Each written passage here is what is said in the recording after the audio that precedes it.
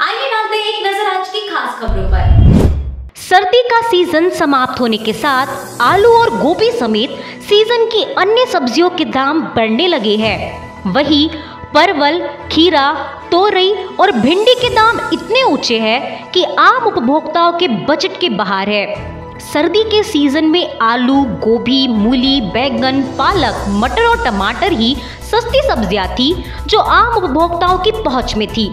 मगर मार्च में इन सब्जियों के दामों में वृद्धि का रुख रहा है। यहाँ तक कि आलू, जिसका इस साल बम्पर पैदावार होने का अनुमान है, उसके दाम में भी बढ़ोतरी होने लगी है। अब जो आलू बाजार में आने लगा है उसमें नमी कम है, इसलिए कारोबारी आलू का भंडारण भी करने लगे हैं, इसलिए दामों में वृद्धि होने लगी है। बेटमा में क्रिकेट मैच के दौरान विवाद के बाद दो समुदाय के लोग आमने सामने आ गए और मंडी परिसर में माहौल तनावपूर्ण हो गया। जानकारी के अनुसार मंडी परिसर में चल रहे नाइट क्रिकेट टूर्नामेंट के दौरान दो समुदाय के युवकों के बीच बहस हुई थी। सूचना मिलने पर पुलिस मौके पर पहुंची और टूर्नामेंट को बंद कर दिया गया। इस विवाद को लेकर सोमवार की रात एक समुदाय के लोग दूसरे समुदाय के घर गए और उन्हीं पर हमला किया। हमले के बाद शिकायतकर्ता विजय बौथम ने बेटमा पुलिस स्टेशन में शिकायत दर्ज कराई। पुलिस ने 20 से अधिक लोगों के खिलाफ रिपोर्ट दर्ज की है और समुदाय के कुछ लोगों को हिरासत में लिया गया है। ये बाहर कुछ दर्शकों के बीच में आपस में वाद हो गया था, उसको लेके यहाँ बेटमा में दो समुदायों के बीच में तनाव उत्पन्न हो गया था, जिसको पुलिस ने समय रहते कार्रवाई करके कंट्रोल कर लिया और वैधानिक कार्रवाई की जा रही है।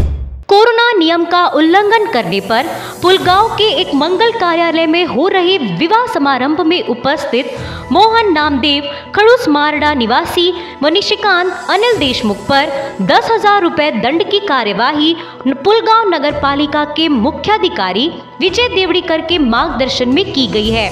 साथ ही जुना पुलगांव स्थित एक सरकारी अनाज की दुकान पर सोशल डिस्टेंसिंग का उल्लंघन करने के कारण दुकान संचालक को 5,000 का दंड किया गया व आगे इस प्रकार का उल्लंघन होने पर दुकान को बंद करने की हिदायत दी गई है। उपरोक्त कार्यवाही प्रशासकीय अधिकारी अमर बागरे, अनूप जायसवाल, अश्विन फुलझले, निखिल आटे, कुणाल अजमीरे, गणवीर तथा पुलिस जमादार श्री हजारे ने की। शहर के जाम रोड पर रामकृष्ण नगर मुल्की में जुआ खेलने के विवाद में एक युवक की चाकू मारकर हत्या कर दी गई। घटना मंगलवार सुबह 6 बजे सामने आई।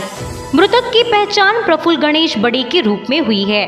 प्रारंभिक जानकारी यह है कि आरोपी सतीश कुशनकर गोलू घवान एक जुए के विवाद में मारा गया था। मृतक हमेशा रात में शराब बेचता था और जुआ भी खेलता था। इसके चलते सोमवार दोपहर को आरनी नाका इलाके में उसका विवाद भी हुआ था। अवधूतवाड़ी पुलिस स्टेशन में एक हफ्ते में यह दूसरी हत्या है, इसलिए शहर में कानून व्यवस्था का सवाल निर्माण हुआ है। वन संपन्न होने के साथ ही बारमासी नदियों के चलते गढ़चिरौली जिला जल संपन्न भी है। इसके बावजूद जिले का ग्रामीण क्षेत्र जल संकट की समस्या से जूझता है।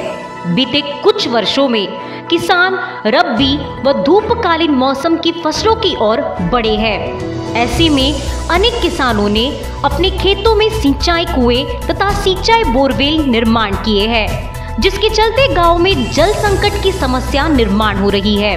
ऐसे में ग्रामीण क्षेत्र की महिलाओं को अभी से पानी के लिए दर दर भटकना पड़ रहा है। राज्य में वन संपदा के लिए परिचित गढ़चिरौली जिले में बारमासी नदियां बहती है, जिसके चलते जिला वन संपन्न होने के साथ ही जल संपन्न भी है। इसके बावजूद जिले के ग्रामीण क्षेत्रों को धूप काले में पानी के लिए तरसना पड़ रहा है।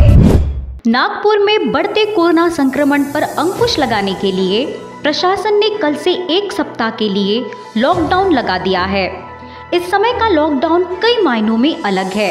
कारखानों, भवन निर्माण, परिवहन प्रणाली आदि चालू है, लेकिन बाजार बंद है।